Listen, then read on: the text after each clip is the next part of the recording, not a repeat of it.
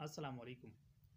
दोस्तों, आपको भी इंटरव्यू देते हुए शायद ऐसे सवालात का सामना करना पड़ा हो जो आपको काफ़ी डिस्टर्ब कर देते हैं। फॉर एग्ज़ाम्पल अक्सर पूछा जाता है कि आप हमें क्यों ज्वाइन करना चाहते हैं। ये बड़ा अजीब सवाल है। क्यों ज्वाइन करना चाहते हैं भाई? स्ट्रेट फॉरवर्ड सी बात है, हमें पैसों की ज़रूरत है, हमें अच्छे अमाउंट चाहिए। तो या तो दो वजह होगी कि हम जहाँ पे पहले से बेरोज़गार हों, या पहले से जहाँ जॉब कर रहे हैं वहाँ पे हमें सैलरी कम मिल रही हो, इसलिए हम आप ज़्यादा ऑफ़र देख के अप्लाई करना, आपको ज्वाइन करना चाहते हैं। या और क्या वजह हो सकती है, या वहाँ का एनवायरनमेंट सही नहीं हो और सैलरी शायद बराबर हो, अच्छा एनवायरनमेंट हो, यहाँ पे छुट्टियाँ ज़्यादा हो, पर्क ज़्यादा हो, इसलिए आपको ज्वाइन करना चाहते हैं। ये स्ट्रेट फॉरवर्ड आंसर ये होना चाहिए। लेकिन ये आंसर आपने दे दिया तो वो बुरा मानते हैं। तो नेट पे अगर आप जाके देख ले तो इसके लिए बहुत सारे इधर उधर की चीज़ें लिखी हुई है कि मुझे शौक़ है नए चैलेंजेस को फेस करने का, और नई टीम को, नए इन्वायरमेंट को। ये सारी बातें हैं, लेकिन एक्चुअल चीज़ पैसा ही होता है। और ये आपको ही पता है, आप कोई यूरोप में नहीं बैठे हुए हैं, वहाँ इंटरव्यू नहीं दे रहे कि वहाँ पे जॉब्स भी बहुत है और सैलरीज भी बहुत मिल रही है, और इन चीज़ों को काउंटर किया जा रहा है कि कोई नए एनवायरनमेंट और नए चैलेंजेस फेस करने के लिए पिछली जॉब छोड़ के आपके पास आ रहे हैं। भाई ये पाकिस्तान है, तो आप यूरोप वाले क्वेश्चन पाकिस्तान में ना पूछा करें। दूसरी चीज़, हम आपको क्यों हायर करें? ओ भाई, आपको सीवी भेज दी गई, मेरा सारा डाटा आ गया है आपके पास, और आपने उसको देख भी लिया। क्वालिफ़िकेशन मेरी अगर मैच कर रही है, मेरी अगर एक्सपीरियंस मैच कर रहा है, आपके क्राइटेरिया पे पूरा उतर रहा हूँ, तो और आपको क्या चाहिए? और मैं क्या आपको ये दिखाऊँ कि मैं एक उंगली पर उल्टा भी खड़ा हो सकता हूँ, या कोई अंदर, मतलब क्या देखना चाह रहे हो आप? क्यों हायर करें का क्या मतलब है? मैं अगर पूरा उतर रहा हूँ तो ये पूछने की ज़रूरत ही नहीं है क्यों हायर करें। मतलब मेरा अंदर कोई एक्स्ट्रा ऑर्डिनरी चीज़ तो नहीं है ना, मैं कंप्यूटर हूँ कि मैं सुबह ऑन कर दिया और शाम को आपने ऑफ़ कर दिया और लगातार सेम एफिशिएंसी में काम करूँगा। इंसान हूँ भाई, तो ये सवालों की समझ नहीं आती। नेक्स्ट, आपने ये भी देखा होगा कि इंटरव्यू में आप पहुँचते हैं तो जैसे ही थोड़ा सा इंट्रोडक्शन करवाते हैं, वो कहते हैं सर आपकी जो एक्सपीरियंस है या क्वालिफ़िकेशन है ये तो हम तो जॉब ऑफ़र कर रहे हैं उसके साथ मैच ही नहीं कर रही, रेलेवेंट ही नहीं है।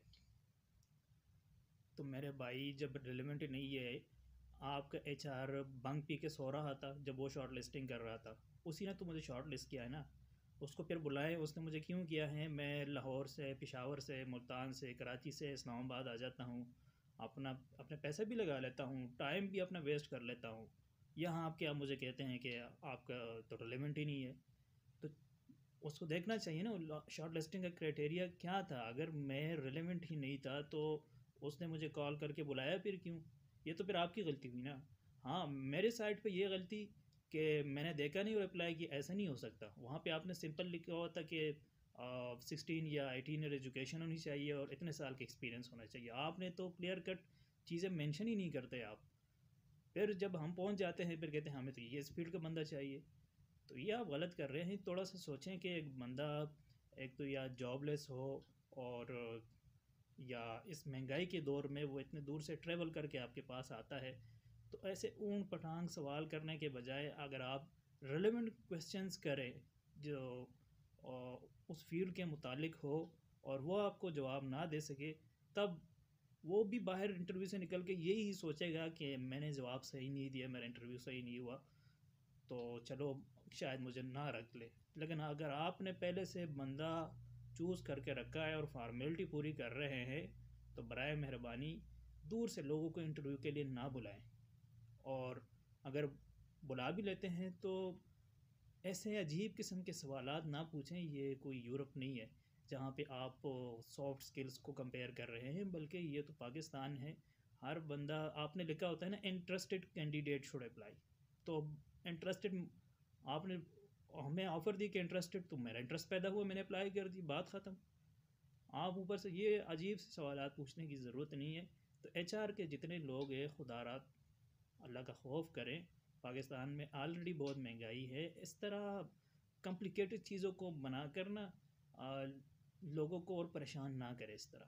इससे बहुत नेगेटिव इम्पेक्ट पड़ता है। दूसरे अजीब से चीज़ हैं, अगर आपने बाहर ममालिक में कहीं अप्लाई किया हो किसी भी जॉब के लिए या कोई इंटर्नशिप वगैरह के लिए, कुछ अर्सा बाद उनकी तरफ से एक ईमेल आपको लाजमी मौसूल होगी कि we regret that you are not selected, or due to number of applications we are not considering your application for the next step। इस तरह कोई आपको अच्छे तरीके से वो कह देते हैं कि हमने आपको सेलेक्ट नहीं किया। पाकिस्तान में इशू क्या है कि यहाँ पे इंटरव्यू देने के बाद कोई किसी को पता ही नहीं होता। आप फ़ोन करेंगे तो गवर्नमेंट इदारों में या ज़्यादातर प्राइवेट में जो नंबर दिया होता है वो तो कोई उठाता ही नहीं है, और फिर उसके बाद पता ही नहीं चलता। अगर आप किसी सोर्स से पता भी करवा ले, वो कहता है यार अभी पता नहीं आउटपुट कब आएगी इसकी।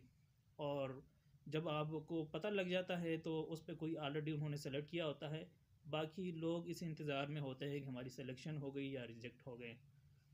और हमारे पाकिस्तान में तो एक पब्लिक सर्विस कमीशन फेडरल का हो या प्रोविंशियल का हो, तो प्रोविंशियल तो पंजाब थोड़ा सा बेहतर हो गया है, लेकिन ये फेडरल ने तो अजीब काम डाला हुआ है। एक वैकेंसी की अनाउंसमेंट से लेकर उसकी फाइनल सिलेक्शन तक 2 साल लगा लेते हैं। भाई 2 साल तो बहुत ही लंबा अरसा है एक बंदे को सेलेक्ट करने के लिए। 2 साल, ये समझ से बाहर है ये लोग कर क्या रहे हैं।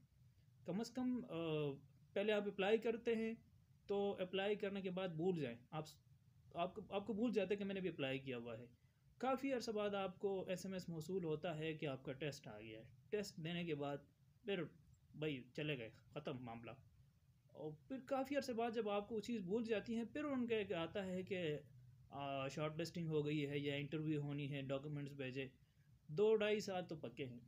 अजीब सा यार ये हमारा है सिस्टम। इसकी असल वजह जो मैंने नोट की है, मैं ऑफिस में गया हूँ तो वही फ़ाइल सिस्टम है। फाइलों से नहीं निकल रहे। डिजिटल IT की तरफ हम लोग जाना ही नहीं चाहते, और पता नहीं क्या वजह है, डरते हैं।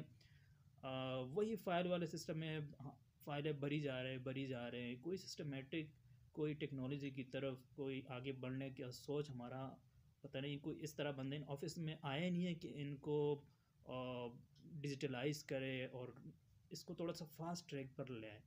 तो इसकी बहुत अशद ज़रूरत है, और ख़ास तौर पर HR जो है ये अपना जो प्रोसेस है इसको आसान बनाए और लोगों के साथ कम्युनिकेट करने में थोड़ा सा ये, अगर आप किसी को अच्छे तरीके से बताएं आप नहीं हुए सेलेक्ट, तो मेरे ख्याल में PM पोर्टल और जो बाकी चीज़ें बनी हुई है उसकी तरफ लोग जाए ही ना।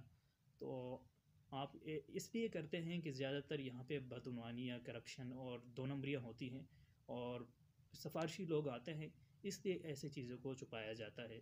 तो अल्लाह से हम सबको हिदायत दे और हमारे सिस्टम को अल्लाह करे कि ये एक ज़बरदस्त सिस्टम बन जाए, ताकि इसमें कोई जॉब के लिए आके अप्लाई करे तो उसको हर स्टेप का पता चले कि मैं क्यों रिजेक्ट हुआ, ताकि वो अपनी खामी दूर कर सके, और नेक्स्ट स्टेप से क्यों रह गया, मेरे में क्या खामियाँ थी, क्या मिसिंग्स थी मेरी, ताकि वो दूर कर सके, ना कि वो और भी बदजन हो जाए।